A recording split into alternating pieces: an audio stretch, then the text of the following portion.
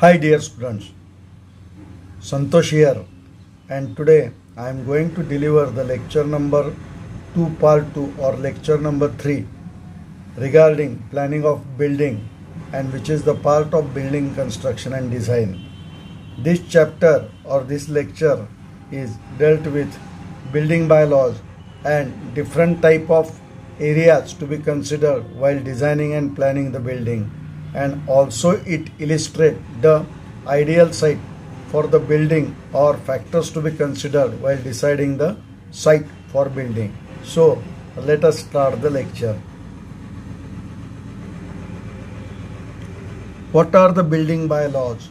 These are the development control rules set by the local authority such as a municipal corporation or Nagar Parishad or plan sanctioning authority for construction of any building. म्हणजेच एक रूलचा एक set असतो आणि हा set महानगरपालिका किंवा नगर परिषद किंवा ग्रामपंचायत डिसाइड करते आणि याला बिल्डिंग बायलॉज असं म्हणतात. इम्पॉर्टन्स और purpose of bylaws to control the haphazard growth और development, to facilitate the development area, to provide efficient services such as water supply, sanitation, electricity supply, safety, etc., to facilitate the transportation also, to give the guidelines to the designing architect or an engineer or an engineer. Building bylaws कशासाठी आहेत? Development control करण्यासाठी आहेत, हॅपॅजार्ड, पण as वेल as developed area provide करण्यासाठी आहेत, facility provide करण्यासाठी आहेत, त्यानंतर गाईडलाईन्स देण्यासाठी आहेत इंजिनियर आणि आर्किटेक्टला. आणि त्याचबरोबर बिल्डिंग बायलॉजमुळं एक प्लॅन डेव्हलपमेंट होते आणि सिटीसुद्धा व्यवस्थित दिसते. तुम्हाला माहीत आहे उदयपूरला पिंक सिटी असं म्हणतात का? कारण त्याचे कलर जे सगळे पिंक आहेत. आणि डेव्हलप्ड सिटी बघायची असेल तर तुम्ही न्यू दिल्ली जरूर बघा, त्यानंतर चंदीगड जरूर बघा. या सिटी या प्लॅन डेव्हलप्ड केलेले आहेत, अतिशय सुंदर आहेत आणि एका भारतातल्या माणसाने जरूर बघाव्यात आणि सिव्हिल इंजिनियरनी अवश्य बघाव्यात अशा आहेत. Then important rules and bylaws for sanctioning authorities for construction in rural area are. म्हणजे रुरल एरिया म्हणजे काय तर ग्रामीण भागात कमीत कमी काय रिक्वायरमेंट असावेत किंवा काय बायलॉज असावे ते फ्रेम केलेले आहे. The minimum height of plane shall be regulated on the basis of environmental and topographical condition and higher plinth height may be required in the areas prone to the flooding. सध्या सगळीकडं flooding होतं किंवा घरात पाणी शिरतं आहे. घरात पाणी शिरणं थांबवण्यासाठी तुम्हाला प्लिनची हाईट जी आहे ती मोठी करावी लागते. ही प्लिंथ हाईट म्हणून इम्पॉर्टंट आहे आणि प्लिंथ हाईट जर व्यवस्थित वाढवली तर स्ट्रक्चरचं इलिगन्स किंवा स्ट्रक्चरची ब्युटी ही वाढते. त्याचबरोबर इन्सेक्ट्स किंवा बाकीचे सरपटणारे साप वगैरे घरात येऊ शकत नाहीत. Every dwelling unit to be provided should have at least 2 habitable rooms. First room shall not be less than 9 meter square with minimum width of 2.5 meter. एक रूम अशी असावी की त्याचा एरिया 9 मीटर स्क्वेअर असावा आणि मिनिमम विड्थ त्याची 2.5 metre असावी. आणि दुसरी रूम कशी असावी तर त्याचा एरिया 6.5 मीटर स्क्वेअरपेक्षा 6.5 हे मीटर स्क्वेअर पाहिजे. इथं 6.5 metre square with a minimum width of 2.1 metre provided that the total area of both room shall not be less than 15.5 metre square. म्हणजे 9 अधिक 6 म्हणजे 15.5 मीटर स्क्वेअर असा तो एरिया. म्हणजेच कुठल्याही घराला 2 रूम पाहिजेत आणि त्या 2 रूमचा एरिया 15.5 मीटर स्क्वेअर म्हणजेच कमीत कमी 160 स्क्वेअर फीट पाहिजे. The minimum size of such a mezzanine floor should not be lesser than 6.5 metre square म्हणजे 650 square feet. And such a floor should occupy not more than 50% of room area. Minimum clear height below and above such a mezzanine floor should be 2.4 meter and 2.1 meter respectively. Mezzanine floor च्या वरची जी height आहे ती 2.1 पाहिजे आणि खालची height जी आहे ते 2.4 metre पाहिजे. तर हे रूल जनरली तुम्ही वाचून ठेवा, कधी कधी परीक्षेत सुद्धा विचारतील. The size of independent water closets WC shall be 0.9 meter square with minimum width of 90 centimeter means 0.9 meter. म्हणजेच विड्थ जी पाहिजे टॉयलेटची ती 0.9 मीटर मिनिमम पाहिजे. The size of independent bathroom shall be 1.2 meter square with minimum width of 1 meter. म्हणजेच 1 by 1.2 मीटरचं bathroom पाहिजे.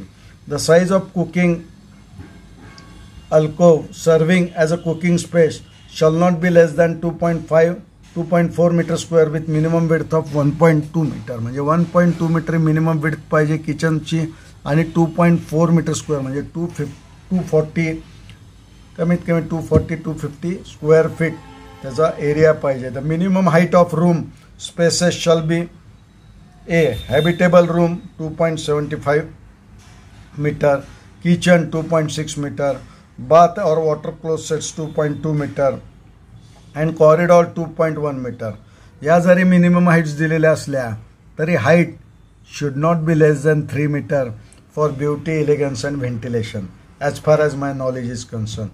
One water tap per dwelling unit may be provided where adequate drinking water supply is available. Water from drains shall be connected to the village ponds and appropriate eco-friendly methods like growing of duckweed plants shall be adopted to treat the wastewater. म्हणजेच waste water किंवा sewage water, सुलेज वॉटरची treatment देणारं एखादं pond पाहिजे. त्या पॉन्डला हे sewage water आणि सुलेज water connect केलं पाहिजे आणि तिथं डकवीड प्लांट्स लावली पाहिजेत, कारण ही पद्धत जी आहे ती इको फ्रेंडली आहे. Types of areas, it is very important. सगळ्या सिव्हिल इंजिनियरला प्रश्न विचारतात की प्लॉट एरिया म्हणजे काय, बिल्टअप एरिया म्हणजे काय, सुपर बिल्टअप एरिया म्हणजे काय, फ्लोअर एरिया म्हणजे काय. तर या गोष्टी प्रत्येक इंजिनियरला माहीत पाहिजेत, कारण प्रत्येक व्यक्तीला आयुष्यात घर घ्यायचं असतं आणि ते घर घेताना हा एरिया माहीत असणं आवश्यक आहे. Plot area, a piece of land with definite boundaries is called as a plot. A piece of land with definite boundaries, this is the plot. Area of such a plot is called as a plot area. ह्याचा जो area आहे त्याला काय म्हणायचं, plot area. And unit of plot area is square metre और square feet. Plot पाहिजे तिथं. Plinth area, this is very important term. This is the built up covered area measured at the floor level of the basement or any other story. It includes the area of wall at the floor level excluding the plinth offset. Internal shaft less than 2 square meter should be included. Porches and cantilever provided shall be included. And area of Barsati at terrace level shall be included. थोडक्यात काय तर plinth area म्हणजे काय, हे जर फाउंडेशनला आपण cover केलं आणि इथं वेगवेगळे कॉलम आहेत आणि या कॉलमच्या भोवती आपण एरिया डिफाईन करून त्याच्यावर आपण कन्स्ट्रक्शन वॉलचं चालू करतो आणि हे जे आहेत ते प्लिंथ बाउंड्रीजचे ऑफसेट आहेत. तर ह्याच्यामधला हा जो एरिया आहे या एरियाला काय म्हणतात तर प्लिंथ एरिया. म्हणजेच प्लिंथ लेव्हलला जो एरिया मेजर करतात त्याला प्लिंथ एरिया म्हणतात. आणि या प्लिंथ एरियामध्ये काय असतात, एरिया ऑफ वॉलसुद्धा येतात किंवा इंटरनल शाफ्ट. ह्याच्यामध्ये हा शाफ्ट आहे समजा, तर ह्या शाफ्टचा एरिया लेस दॅन 2 स्क्वेअर मीटर आहे तर तो सुद्धा येऊ शकतो प्लिंथ एरियामध्ये. मोर असेल तर येणार नाही. It exclude the area of lofts, internal sanitary shop greater than 2 square metre, open terraces, uncovered staircase, external space like garden and parking. हा एरिया कन्सिडर केला जात नाही प्लिंथ एरियाला. It is properly defined what plinth area includes and what plinth area excludes. हे सगळ्यांना माहित पाहिजे. Then we go to the third term, floor area. This is the usable covered area of building at any floor level. Floor area is calculated by deducting the area of walls from the plinth area. It includes the door and adder opening in the wall, internal pillars and supports, then plaster along the walls exceeding 300 centimeter square in area, and it excludes the fireplace projecting beyond the walls, parking areas and open terraces. It should not be included into the floor area. Plaster along the wall not greater than 300 centimeter square in the area. म्हणजेच exceeding 300 centimeter square area it includes, but more than or greater than 300 centimeter square area plastering it excludes from the floor area. Floor area म्हणजे काय तर ही building आहे तुमची.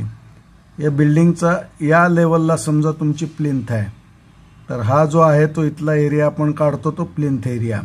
पण ठराविक floor लेवलला या फ्लोअर लेवलला ठराविक एरिया काढतो आणि त्याच्यात ठराविक इन्क्लुजन आणि एक्सक्लुजन असतात, अशा एरियाला काय म्हणायचं? Floor area. मग इथला झाला फर्स्ट फ्लोअर एरिया, हा झाला सेकंड फ्लोअर एरिया, हा झाला थर्ड फ्लोअर एरिया. तर असा फ्लोअर एरिया कॅल्क्युलेट करतात. Then most important term as far as buying of flat or apartment is concerned is the carpet area. This is the floor area of the usable rooms at any floor or the area where carpet can be laid is called as a carpet area. म्हणजेच हा floor area आहे. समजा या floor एरियामध्ये मध्येच column किंवा deduction आहेत, तर इथं कार्पेट घालता येत नाही, पण या लेवलला कार्पेट घालता येते, इथं कार्पेट घालता येते, इथं कार्पेट घालता येते, इथं पण घालता येते. म्हणजेच जिथं कार्पेट घालता येते म्हणजे जिथं सतरंजी घालता येते असा एरिया म्हणजे carpet area. It excludes WC and bath, corridor, balcony and gallery, kitchen and pantries and staircase. Carpet एरियामधनं हे एक्सक्लूड केलं जातं, म्हणजेच गाळलं जातं. त्यानंतर जी मोस्ट इम्पॉर्टंट टर्म जी आहे ते बिल्टअप एरिया. या बिल्टअप एरियावरच जे काही बिल्डर्स आहेत ते त्यांचा फ्लॅट सेल करतात. पण आपण आल्यानंतर कळतं की अरे एरिया तर कमी वाटतोय. का कमी वाटतोय? तर तो एरिया जो आपण डोळ्याने बघतो तो असतो कार्पेट एरिया. पण बिल्टअप एरिया काय असतो? तर it is the area of all flowers of the building. It includes the area of all rooms and also wall area. म्हणजेच बिल्टअप एरियामध्ये वॉल एरिया सुद्धा असतो. आता नवीन टर्म चालू झाली आहे सुपर बिल्टअप एरिया. हे इम्पॉर्टंट आहे, प्रत्येकाला माहीत पाहिजे what is super built up area. When the area of common use like staircase, corridors, lift lobbies, lift walls, machine rooms, duct walls, pump rooms, security cabin, panel room, water tanks, servant rooms, toilets, clubhouse, etc. is added in super built up area. म्हणजे super built up area का जास्त असतो? कारण इथं ज्या common facilities असतात किंवा जो कॉमन एरिया असतो तो कॉमन एरिया सुद्धा सुपर बिल्टअप एरियामध्ये ॲड केला जातो. Proportionately to the built-up area, it is called as a super built-up area. This term is mostly used for flats in multi-dwelling units like apartments. आता सगळ्यात महत्त्वाची term आपण study करणार आहे, ही सगळ्यांना महत्त्वाची floor space index and it is termed as a FSI. सगळ्या बिल्डरसाठी महत्त्वाची टर्म आहे FSI. What is FSI? It is defined as the ratio of built up area to the plot area, or in the other words the ratio of total area of all floors and plot area is called as FSI. FSI म्हणजे काय? तर तुमचा built up एरियाला plot एरियाने divide करायचं. Built up area म्हणजे सगळ्या फ्लोअरचा असेल divided. Plot area काय एकच असतो प्लॉट, त्याला प्लॉट एरियाने डिवाइड केल्यावर तुम्हाला फ्लोअर स्पेस इंडेक्स मिळतो. FSI 1 म्हणजे काय असतो? तर ज्याचा बिल्टअप एरिया आणि प्लॉट एरिया सेम असतो. समजा बिल्टअप एरिया 300 मीटर स्क्वेअर आहे तर 3000 मीटर स्क्वेअर आहे आणि प्लॉट एरियासुद्धा 3000 मीटर स्क्वेअर आहे. अशा केसमध्ये त्या प्लॉटचा किंवा त्या एरियाचा FSI 1 येतो. म्हणजेच 6000 जर बिल्टअप असेल आणि 3000 जर प्लॉट एरिया असेल तर FSI 2 येतो. म्हणजे जिथं FSI जास्त असतो 1 पेक्षा अशा ठिकाणी प्लॉट एरियापेक्षा बिल्टअप एरिया जास्त असतो. एवढं सोपं आहे. Significance of FSI. It gives freedom in planning to the architect. आर्किटेक्टला एक्झॅक्ट कळतं की बिल्टअप एरिया किती प्रोव्हाइड करायचा आहे. FSI has no unit. It may be represented in percentage. No unit म्हणजे काय? सेम युनिटने एकमेकांना डिवाइड केल्यावर त्याला नो युनिट असतं. It can be expressed in percentage और it can be expressed in number. FSI decides the number of floors. FSI consume give the idea about remaining permissible area of the project. म्हणजेच FSI 1 आहे आणि तुमचा जर calculation 0.8 आला आहे तर तुम्हाला 0.2 एवढा FSI त्या बिल्डिंगवर कन्झ्युम करता येतो. एवढं हे सोपं आहे. Then we are going to the last part of this lecture, that is site selection for the building. Selection of site for any building is a very important and expert job and should be done very carefully by the experienced engineer. The requirement of site for building with different occupancies are different. Following are the some of the important factors which should be considered while selecting the site for any residence. म्हणजेच plot खरेदी करायच्या आधी बिल्डरनी किंवा एखाद्या माणसाने कुठल्या गोष्टी बघाव्यात त्याच्या गाईडलाईन्स आहेत. पण अलीकडे प्लॉट घेतला जातो ना नंतर गाईडलाईन बघितल्या जातात, तसं करायचं नाही. प्लॉट घेताना या गोष्टी लक्षात ठेवा.